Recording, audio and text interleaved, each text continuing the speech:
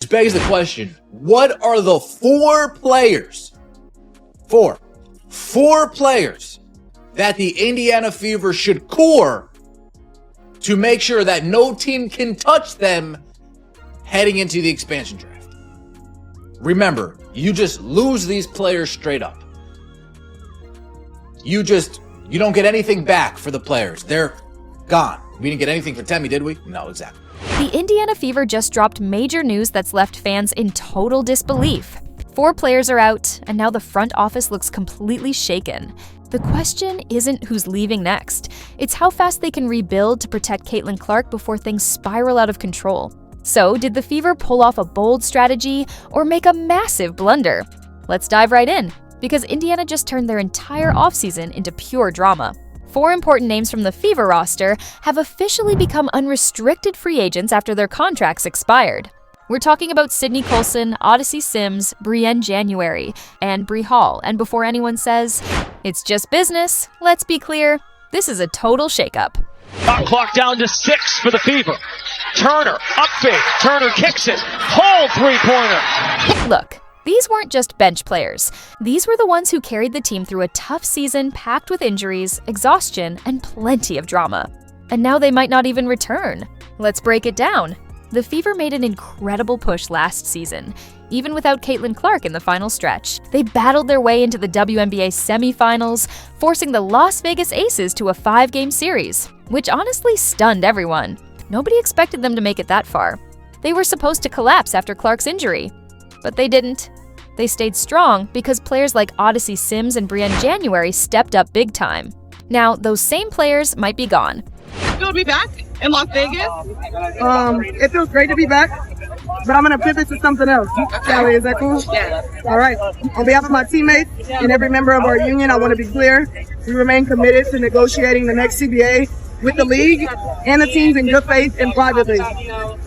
We know that our league is growing, and we believe that it's imperative that our CBA reflects the growth that we've experienced in the league, and that players should be seeing part of those earnings. And so I am excited to be back here, but unfortunately there are more pressing things going on with our league. So, all 4, Sydney Colson, Odyssey Sims, Brienne January, and Bree Hall, are heading to Athletes Unlimited Pro Basketball, a 5-on-5 league based in Nashville that runs during the WNBA offseason. If you're not familiar, AU Pro Basketball is basically a short tournament where players switch teams weekly and earn points based on performance. It's fast, fun, and gives players a chance to earn some extra money between seasons. But here's the catch. When players head to other leagues, it's not always about the paycheck. It's about opportunity, exposure, and keeping their options open. In this case, all 4 are unrestricted free agents, meaning they can sign anywhere once the WNBA free agency window opens in February, right before AU tips off. So now Fever fans are asking, did Indiana just lose 4 of its most dependable veterans? Let's not forget, this team already struggles with chemistry and injuries. They barely survived last season after Caitlin Clark went down. Now they're losing experience, leadership, and depth, the 3 things every team needs to build around a star. And yes, let's be honest, Caitlin Clark is the superstar, the face of the franchise, the reason for sold-out arenas, and the reason people even care about Fever basketball again.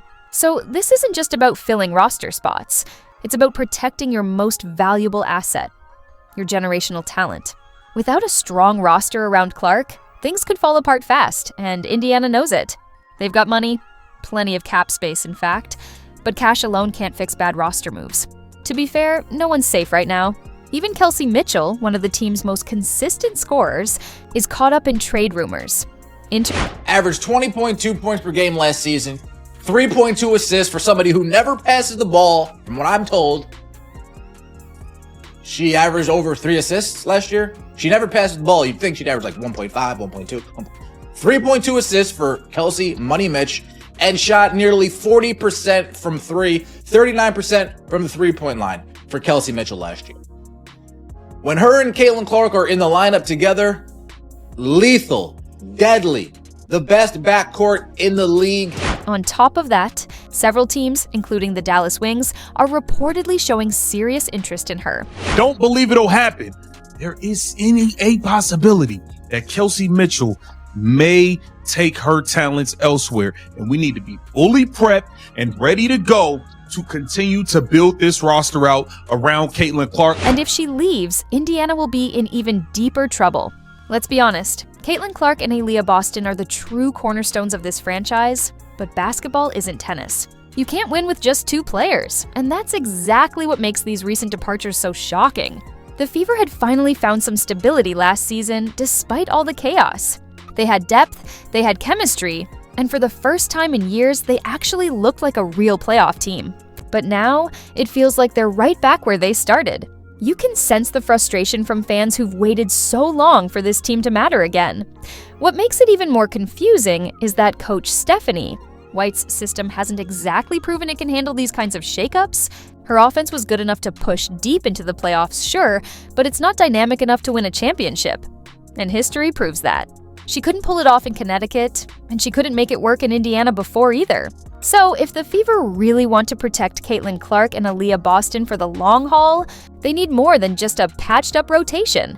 They need a clear vision. The Fever keep saying they're focused on building around youth, and while that sounds good on paper, the reality is half their young core is either injured or unsigned.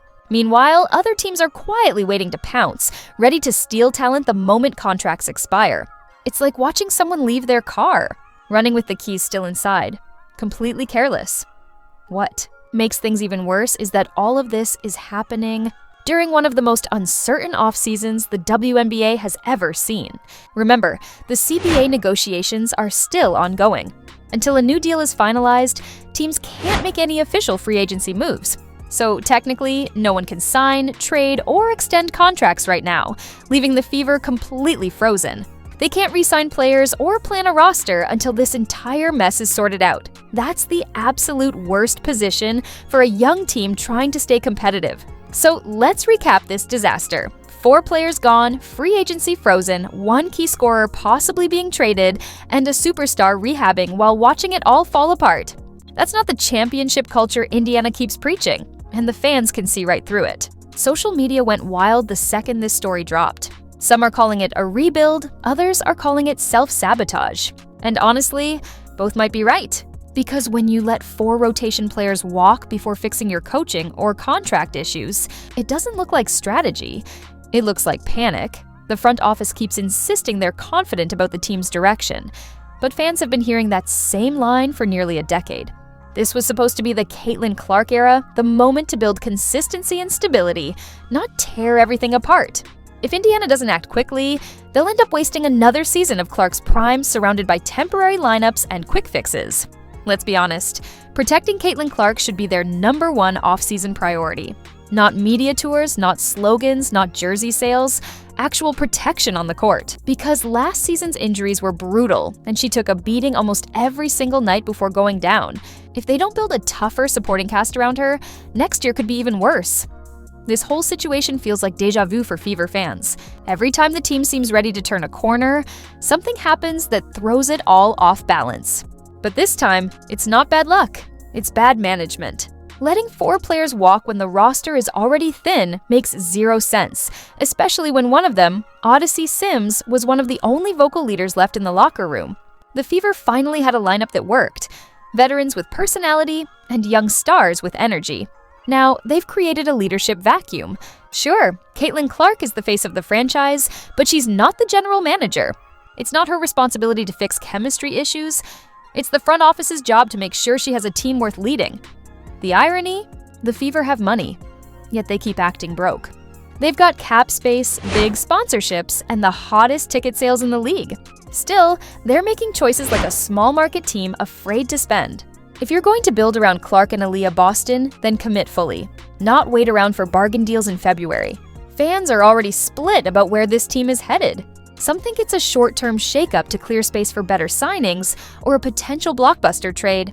Others believe it's the start of another long rebuild that's going to waste Clark's early years. And here's the painful part. Both sides might be right. Because Indiana doesn't seem to know what direction it's even taking. Are they trying to contend now or stalling for the next draft class? If it's the first, they're moving backward. If it's the second, they're throwing away the best marketing wave the league's had in a decade. Let's be clear, Caitlin Clark's presence alone has transformed the WNBA's economy. Her jersey sales broke records, her games boosted ratings, and she single-handedly made the Fever relevant again. So, when a player like that gets injured, the last thing any smart franchise should do is tear apart the team around her. Yet, here we are. Even rival teams are watching this chaos unfold and wondering what Indiana is thinking. You've got Lexi Hull and Sophie Cunningham, both fan favorites and defensive anchors, being treated like afterthoughts. You've got veterans heading to off-season leagues because they're unsure if they'll even have jobs in May. And the front office? Completely silent. Not a single statement has come out to calm fans or explain the plan.